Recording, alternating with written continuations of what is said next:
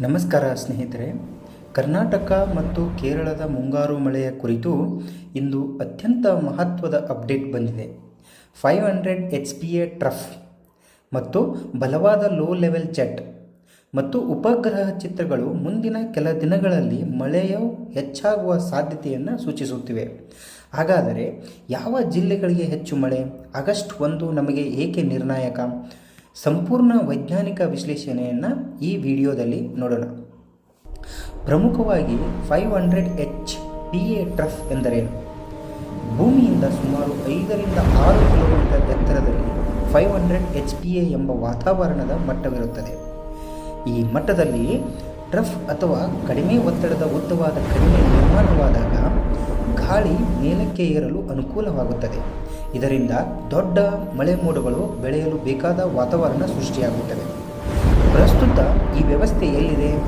ಉಪಗ್ರಹ ಚಿತ್ರಗಳ ಪ್ರಕಾರ ಉತ್ತರ ಮಾಲ್ಡೀವ್ಸ್ ಸಮೀಪ ಪ್ರದೇಶದಲ್ಲಿ ಅತ್ಯಂತ ಬಲವಾದ ಸಂವಹನ ಮೋಡಗಳು ಗುಂಪಾಗಿ ನಿರ್ಮಾಣವಾಗಿದ್ದು, ಈ ಮೋಡಗಳು ತೀವ್ರ ಮಳೆಯ ಸಾಮರ್ಥ್ಯವನ್ನು ಹೊಂದಿರುವ ಸಂಕೇತವನ್ನು ನೀಡುತ್ತಿವೆ. ಎರಡನೆಯದಾಗಿ ಲೋ ಲೆವೆಲ್ ಜೆಟ್. ಇದು ಏಕೆ ಮುಖ್ಯ? ಪ್ರಸ್ತುತ ಸೋಮಾಲಿ ಜೆಟ್ ಅಥವಾ ಲೋ ಲೆವೆಲ್ ಜೆಟ್ ಸುಮಾರು 26 ರಿಂದ 30 knots ವೇಗದಲ್ಲಿ ಬೀಸುತ್ತಿದೆ.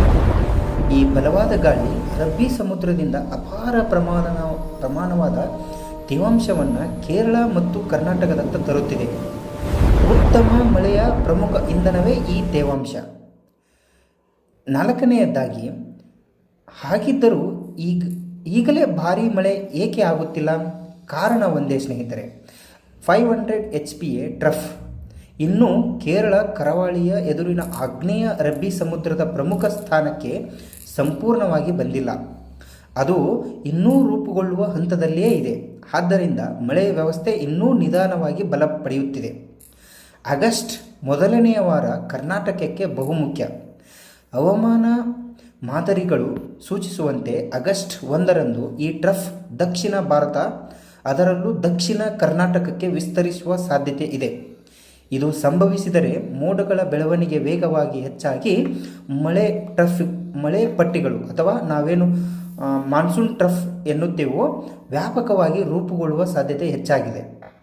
ಯಾವ ಪ್ರದೇಶಗಳಿಗೆ ಹೆಚ್ಚು ಲಾಭವಾಗುತ್ತದೆ ಎಂದರೆ, ಮೊದಲನೇ ಹಂತದಲ್ಲಿ ಇದು ಕೇರಳ ಅಥವಾ ಕರಾವಳಿ ಕರ್ನಾಟಕ ಮತ್ತು ದಕ್ಷಿಣ ಕರ್ನಾಟಕದ ಪ್ರಮುಖ ಪ್ರದೇಶಗಳು ಉತ್ತಮ ಮಳೆ ಪಡೆಯುವ ಸಾಧ್ಯತೆಯಲ್ಲಿವೆ. ಪರ್ವತ ಪ್ರದೇಶಗಳಲ್ಲಿ ಕೆಲವೆಡೆ ಇನ್ನೂ ಹೆಚ್ಚು ಮಳೆಯಾಗುವ ಸಾಧ್ಯತೆಯನ್ನು ಕೂಡ ನಿರಾಕರಿಸುವಂತಿಲ್ಲ. ಇದರಿಂದ ಉತ್ತರ ಕರ್ನಾಟಕಕ್ಕೆ ಏನಾದರೂ ಮಳೆ ಬರಬಹುದೇ?